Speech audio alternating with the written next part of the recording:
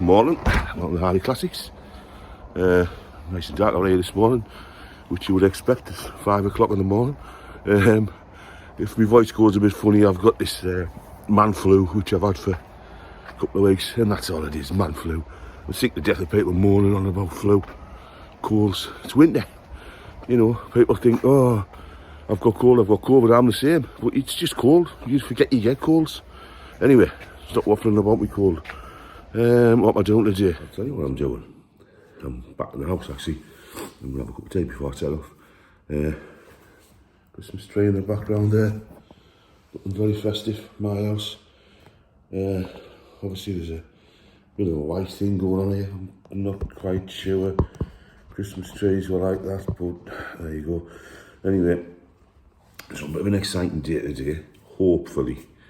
A couple of weeks ago I saw a potential veteran car project advertised on the internet at a auction house in Somerset. Got myself a bit excited, did a little bit of research and decided today to drive down to have a look at it with the intention of bidding on it tomorrow. So I'll show you a little video today when I get down there. 6-hour drive, so you've got to put the effort in, you've got to put the leg room in. And like I say, a potential veteran car, and when I mean potential, the car's not dated, so it would have to go to the Veteran Car Club committee to get dated, which is a long drawn out, excuse me, process. I think it costs £1,000 or something as well. But potentially it means the difference between a car London to Brighton eligible and a car not. So for me, that's what I really need, the London to Brighton eligibility. Said I was taking on no more project cars, I was doing no more. We've got a few projects on the go, we've got the little bubble car on the go. We've got the Renault GTA ready to start. Bedford CA van I've just bought. It's a lovely van, but it's got some accident damage to repair. So I've got 1 or 2 projects on the go. So I said I'm not buying any more projects. But this has popped up a ridiculously low estimate. Ridiculous. I mean, so it's probably going to attract a lot of attention. Where it lands, I don't really know. But the worrying thing is, I think there's 30% commission on it. So 30%'s a lot, you know. For those who can't work that out quickly in the head, you know, if it's 30 grand, it's £39,000. So there's £9,000 commission on a £30,000 car, and that's a lot of money.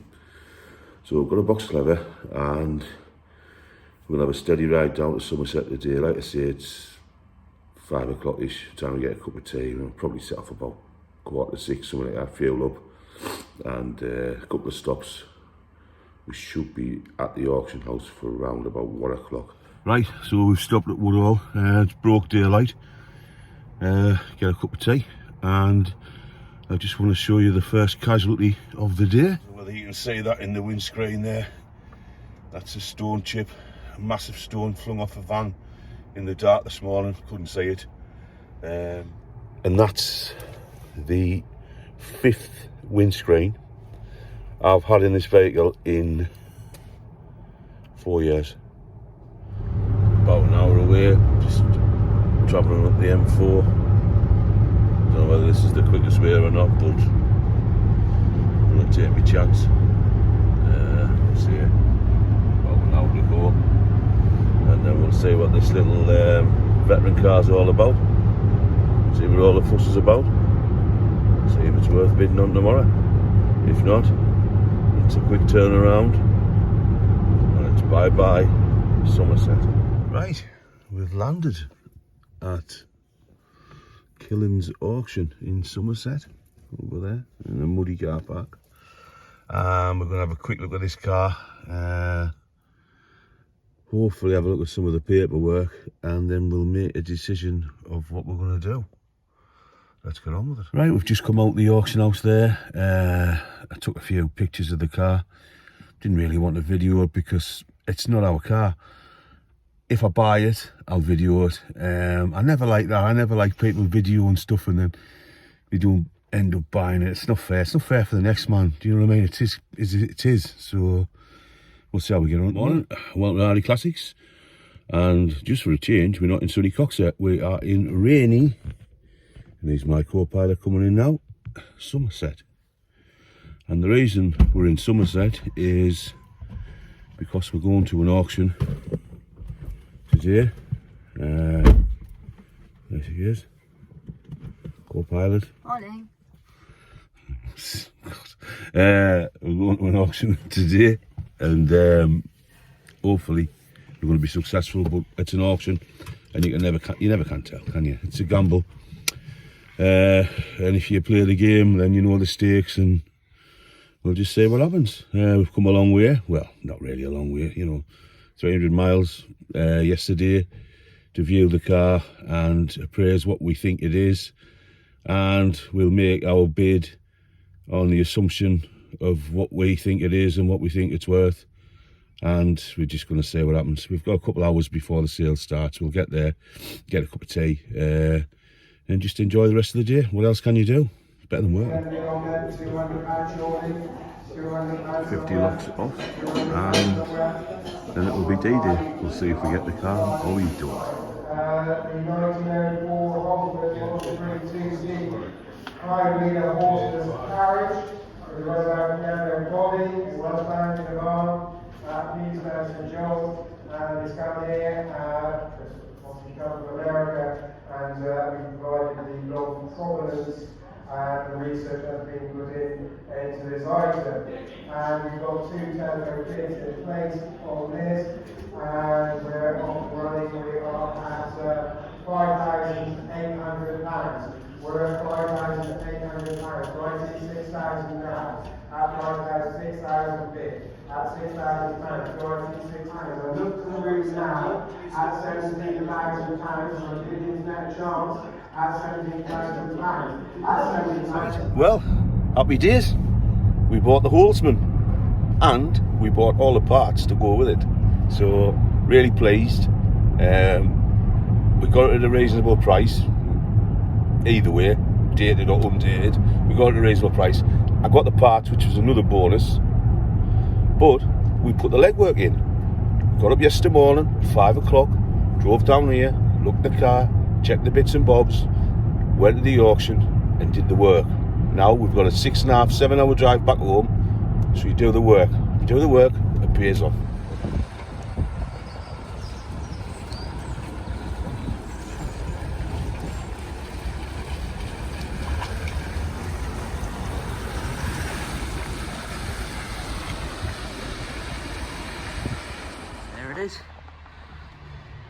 Holsman. Full raft of parts as well to come with it. So we've loaded the car in for about 8 spare wheels. It's the car and axle stands because the wheels are a bit slack. Around here, a few parts in here, seat. And in the back we've got about 4 engines, a handful of other assortments.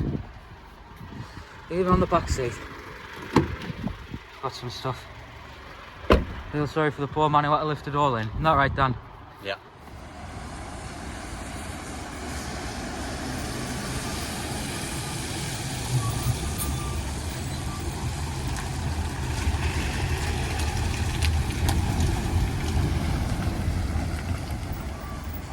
And here we are, back again with another veteran car and a host of parts. Never stops. Ooh, fresh morning this morning, another one. Right, last night I got back, brought the Holsman back in the trailer. I'll just flick the camera around. Too late last night to unload it. So, right, I'm going to give you a look inside the trailer. There's a lot of people will be looking, thinking, what the hell is that?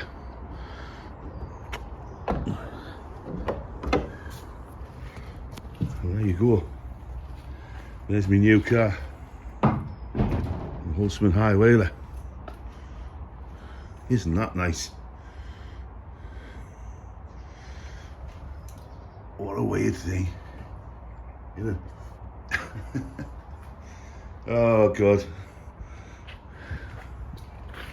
There you go. There you go. There you go. So, Holsman Highwayler. Possibly. So lights on. Possibly a 1904 car with a bit of luck. Wick. If it's not, it's a 1905 car. Read new wheel on there. First job, get onto the dating committee and see what they say. Does have a science museum certificate with it, dating it in 1904, but obviously we're not too sure about that. Right, see that little bit there? You know what that's for? That's to put your whip in.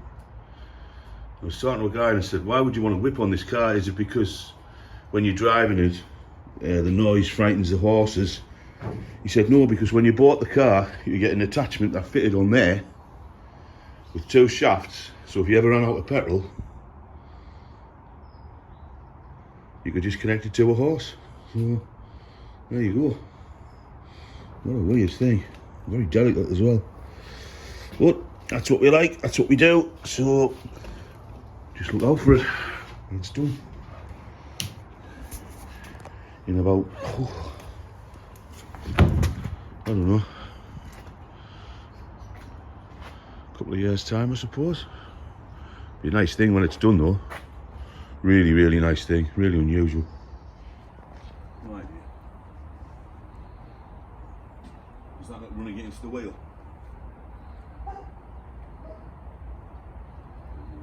Oh, the rope is right, isn't it? What is that? Oh, she did this. What was it to make it go backwards? Another early morning through the week. What day is it today? Wednesday, I think it is. Just to give you an update on what's happening. What have we been up to? Well, as you know, we bought a possible, and I say possible because we need to get this car dated, another veteran car. A really, really rare one, this. Holsman Highwayler. Highwaylers are predominantly an American type of car, and they're named Highwayler because obviously they've got high wheels. So they're basically big, huge cartwheels that you would see on, you know, back in the day when the Westerns were there and they had the big mail trains and they had the big wheels on the carts, and also in today the Amish or Amish, whatever they're called in America, they still use the buggies. So you can still actually get the tyres for these huge wheels, and we need wheels and tyres. We'll have to get in touch with the Veteran Car Club, the dating committee, because they do the dating. There's quite a lot of information on the car, which I'm pretty hopeful about. But again, if we can't get it dated, we can't get it dated.